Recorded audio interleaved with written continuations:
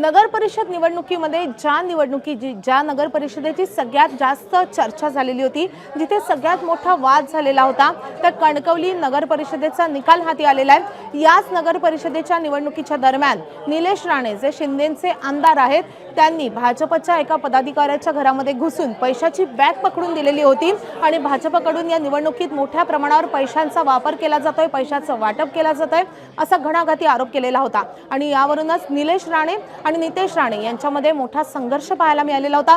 दोन भाऊ एकमेकांच्या विरोधात उभे ठाकलेले होते। इतकंच नाही तर निलेश राणेंनी प्रदेशाध्यक्ष रवींद्र चव्हाण यांच्यावर थेटपणे निशाणा साधलेला होता।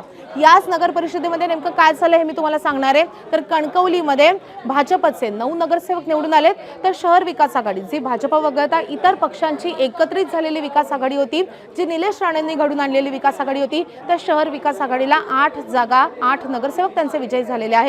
आणि सगळ्यात महत्त्वाचं म्हणजे कणकवलीमध्ये नगराध्यक्ष झालेले आहेत ते शहर विकास आघाडीचे संदेश पारकर।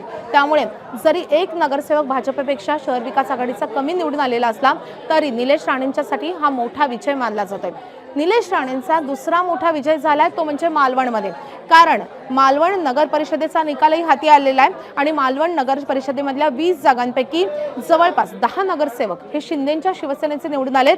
भाजपला केवळ 5च नगरसेवक निवडून आणता आलेले आहेत आणि शिंदेच्या शिवसेनेला मोठा विजय इथे मिळालेला आहे। त्यामुळे निलेश राणे यांचा मालवणमध्ये देखील तितकाच मोठा विजय आणि सगळ्यात महत्त्वाचं म्हणजे मालवणमध्ये देखील नगराध्यक्षपदी शिंदेच्या शिवसेनेच्या ममता वराडकर या विजय झालेला आहे। कोकणामधल्या तळ कोकणामधल्या किंवा सिंधुदुर्ग जिल्ह्यामधल्या आणखी 2 नगर परिषदा म्हणजे सावंतवाडी आणि वेंगुर्ला या 2 नगर परिषदांमध्ये मात्र भाजपचा विजय झालेला आहे आणि शिंदेच्या शिवसेनेचा दारुण पराभव झालेला आहे। त्यामुळे तळ कोकणामध्ये 2 नगर परिषदा या भाजपकडे गेलेल्या आहेत आणि 2 नगर परिषदांमध्ये निलेश राणेंचा पर्यायानं शिंदेच्या शिवसेनेचा मोठा विजय झालेला आहे। त्यामुळे यंदाची ही निवडणूक निलेश राणेंनी गाजवली आणि आता ते निवडूनही आलेत किंवा त्यांचे उमेदवार निवडून आलेले आहेत। त्यामुळे निलेश राणेंची प्रतिष्ठा जी पणाला लागली होती, तर जो काही वाद झालेला होता 2 बंधूंचा, तर त्यामध्ये सरस ठरलेले आहेत ते निलेश राणे आणि त्यामुळेच ही निवडणूक यंदाची कोकणातली सगळ्यात मोठी निवडणूक होती आणि त्यामुळे निलेश राणेंचा विजय झालेला आहे। अशाच महत्त्वाच्या व्हिडिओसाठी पाहत राहा ABP माझा।